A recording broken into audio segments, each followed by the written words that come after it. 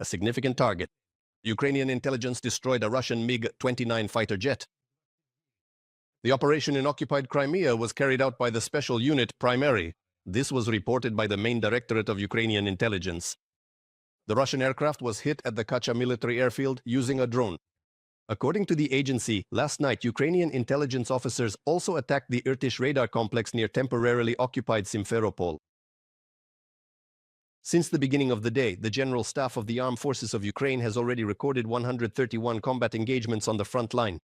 The Pokrovsk direction remains the most intense, but the Oleksandrivske and Kostyantynivka directions are also seeing heavy fighting. What victories are Russian propagandists rushing to claim on credit, and what is the situation on the defensive lines? We will tell you about Pokrovsk, Myrhorod and Myrnohrad in the next segment.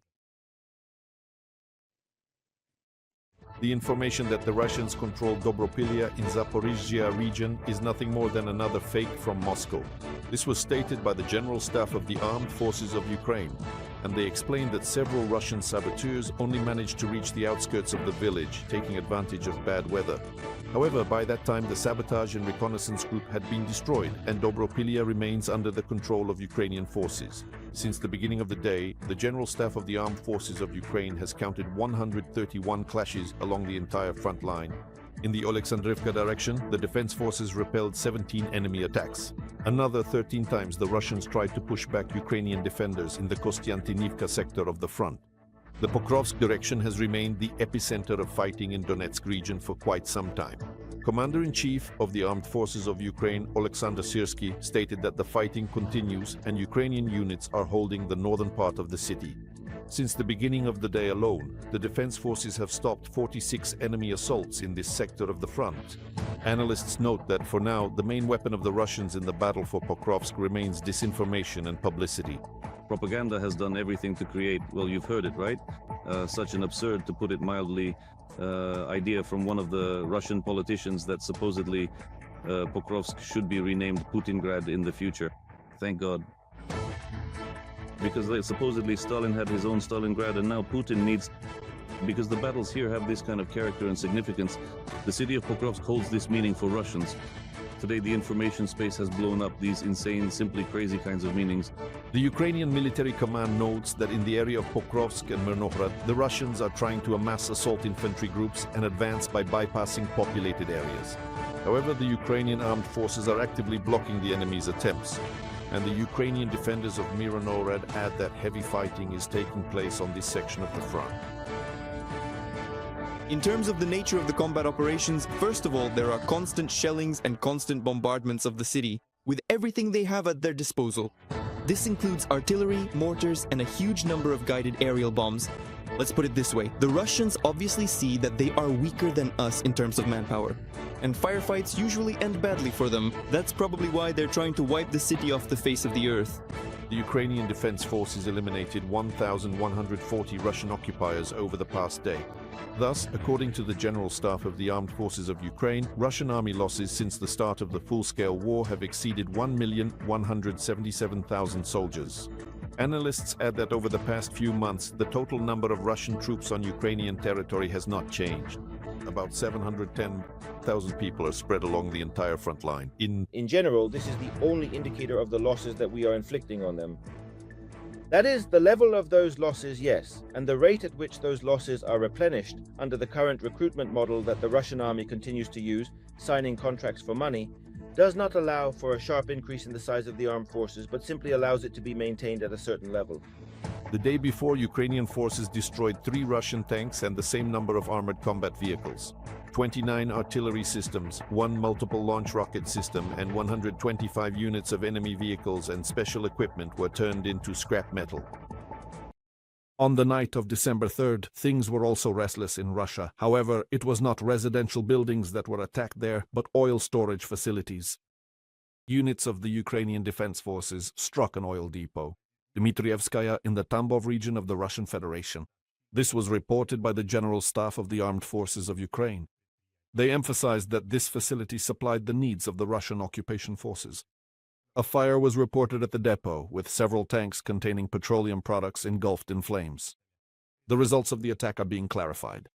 In addition, the General Staff of the Armed Forces of Ukraine noted that strikes were also carried out on other Russian military facilities.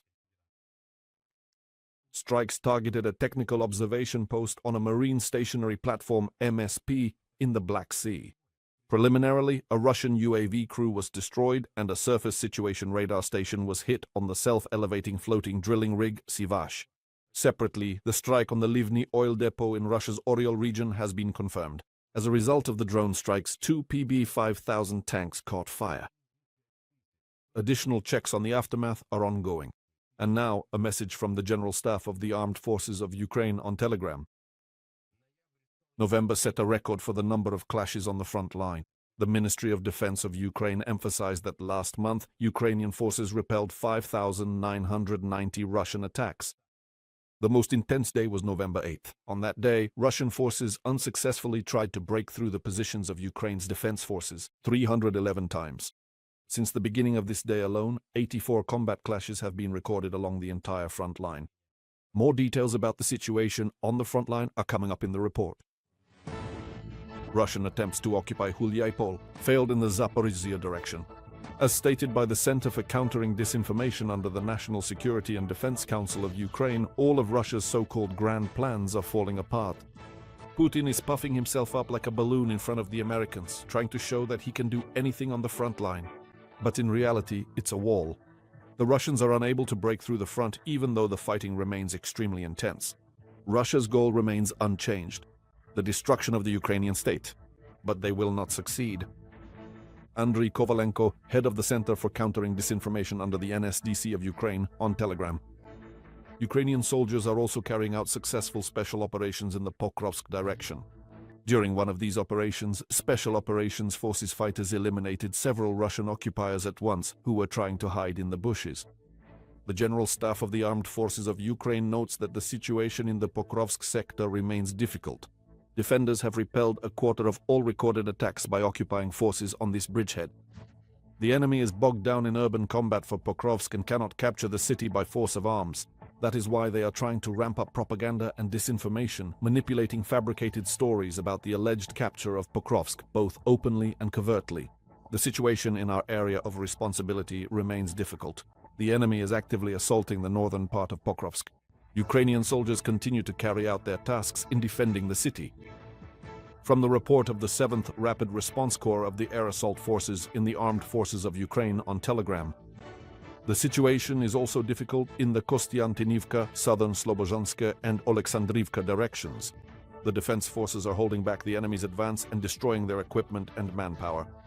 The brave soldiers have recently published a video of their actions. Of the extensive destruction of a critical UAV command post that the Russian forces had strategically set up in one of the prominent buildings within the Vovchansk-Kharkiv region, specifically.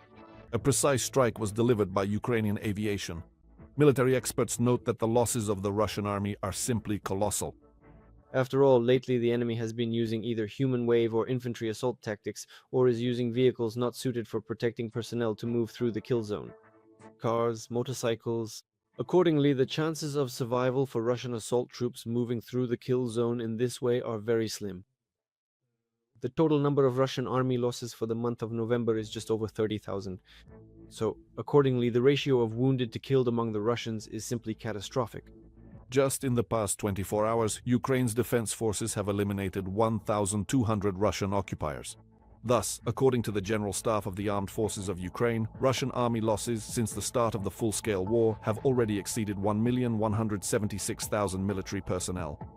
In addition, the day before, Ukrainian forces destroyed 6 Russian tanks, 3 armored combat vehicles, 16 artillery systems, and 3 multiple rocket launcher systems.